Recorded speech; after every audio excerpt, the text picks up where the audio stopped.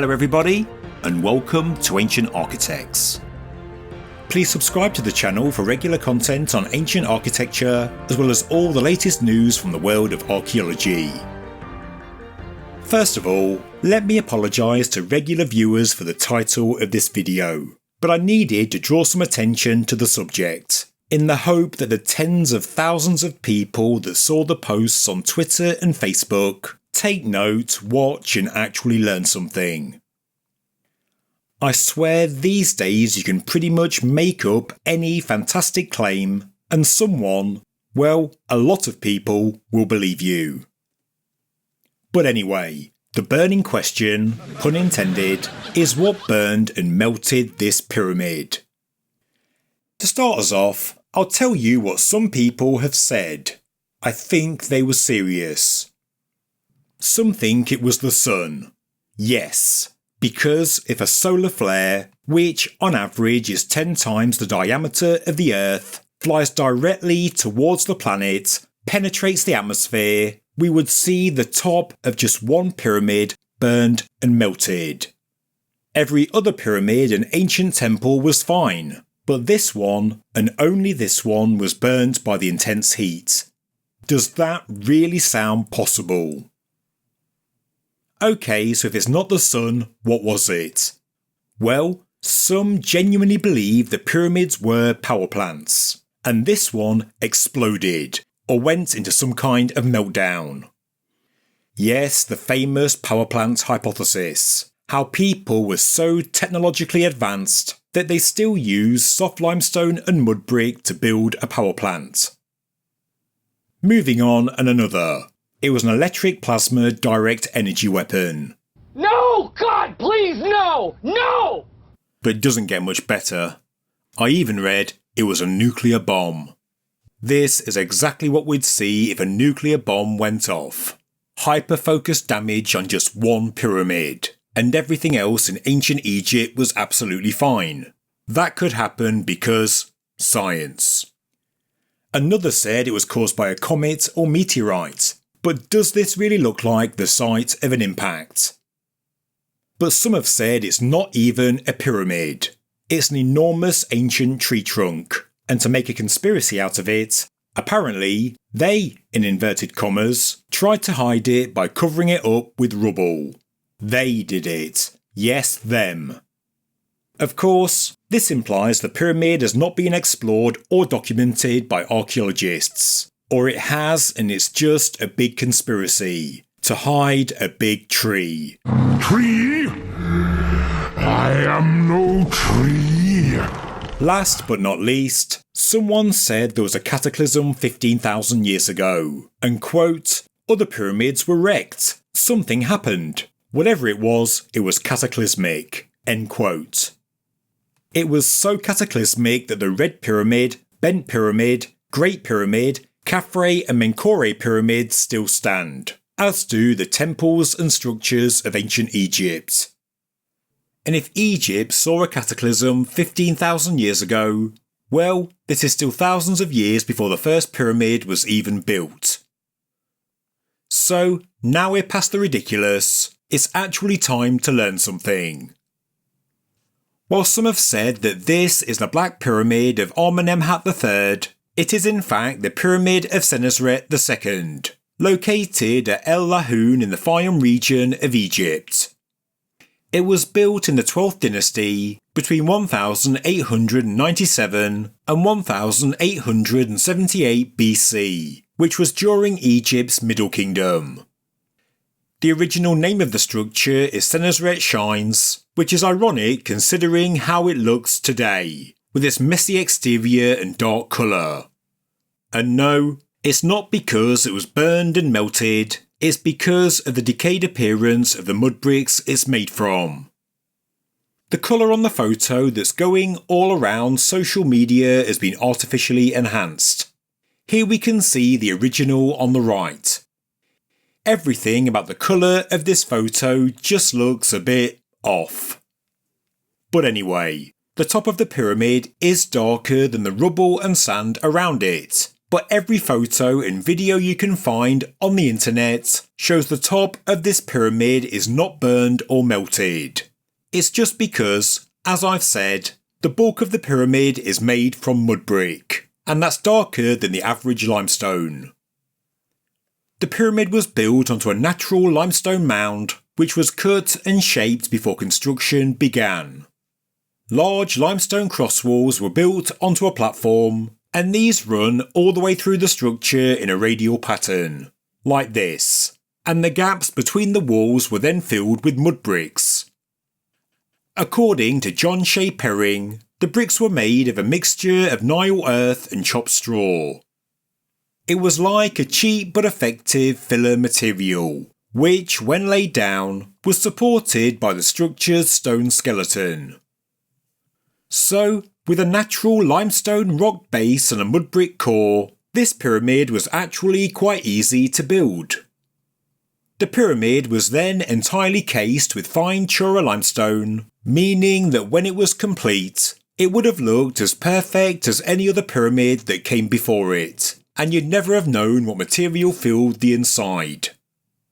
Well, we wouldn't if Ramesses the Great had left it alone. In the 19th dynasty of Egypt's New Kingdom, Ramesses the Great scavenged the outer casing stone, and this exposed the soft mud bricks, and they've remained exposed to the elements for more than 3,000 years. No wonder it looks like a dilapidated mess today. If you look at pictures and videos online, zoom into the top, and you can see there is no melting and no burning. We're just looking at decayed, eroded mud bricks. And these are darker than the limestone rubble, rocks and sand that surround it. Conspiracy theories like this are published on social media to farm clicks, and often by people that can't really be bothered to do any kind of real research, or in this case extremely basic research. The answers really aren't hard to find. But I get it, I do. They give us what we want. Many of us want there to be exciting, unsolved mysteries from the past, and many only have a passing interest in ancient history and archaeology, and so posts like this do give us a fix. It's like an episode of Ancient Aliens. We know it's not real, but so many of us wish it was. I get the attraction. We all like to dream, to have our minds filled with wonder, but there are so many real mysteries of the ancient world. We don't need to consume and react to this. The pyramids themselves are still filled with many, many mysteries. And if there was evidence of burning at the summit of this pyramid, instead of leaping to solar flares, nuclear bombs, plasma weapons, power plant meltdowns or comet strikes, the answer would likely have been quite simple. That someone made a big fire, and this burnt the mud bricks. But anyway, the Pyramid of Senusret II is an incredible structure and well worthy of our attention. When completed, it would have stood at 49 metres or 160 feet in height. Its base was 107 metres or 348 feet in length. Unlike the more famous pyramids that came before it, the main entrance into the pyramid substructure is located at the east end of the south side, and it takes the form of a narrow vertical shaft. The shaft goes down some 40 feet, Damn right. and then a gently sloping corridor leads northwards beneath the pyramid. At the heart of the substructure is a granite chamber, with the floor, walls and ceiling all made of this hard stone, smoothly dressed but not ground or polished. The room has a beautifully crafted curved ceiling, just like what we see in the Menkaure pyramid. Inside we find a sarcophagus, and this really is a real thing of beauty, even if the design is somewhat unusual. Petrie noted how surprisingly straight and accurate the edges and faces were, saying, quote, "This is one of the greatest triumphs of accurate work in such a material that's ever been done." End quote. And when you look at the measurements made by Flinders Petrie, and the absolutely minimal error margins, well yes, the accuracy of the work is truly remarkable. The strange thing though is that we find no lid, no evidence of a way to fix a lid, and no tool marks left by tomb robbers to ever have lifted a lid. So, did it even have one? Was this ever used for a burial? Was it a dummy burial chamber, or maybe just symbolic? Interestingly, there are in fact many sets of passages and chambers associated with the pyramid, and these open up on the south side, and there's also one to the north.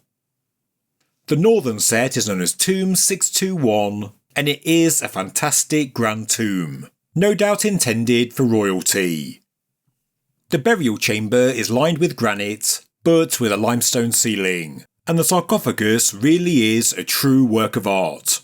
It's comparable to the one found beneath the pyramid, although this one is more richly decorated and also complete with a lid. Apparently, this is the only picture in existence. But strangely, it's believed that this tomb was unused. It was certainly prepared for use, but there's no evidence an interment was ever made. In this video, I've given you a real brief overview of the pyramid, but you can learn all about it in Keith Hamilton's extensive 71-page free guide. It's jam-packed with information, stunning pictures and 3D models. The use of the substructure, the various passages and chambers is a real mystery. But what's not a mystery in any way is why the pyramid looks the way it does. It's just the exposed mud brick core, weathered, eroded and decayed. And that's because the protective limestone casing has gone, and it's been gone for more than 3,000 years. There's no burning or melting of any kind, just like the famous steps of Dendera. These too are not melted like some would lead you to believe. There's still so many mysteries associated with ancient Egypt, but a burnt and melted pyramid really isn't one of them.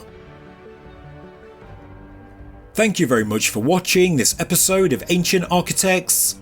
If you enjoyed the video, please subscribe to the channel, please like the video, and please leave a comment below. Thank you very much.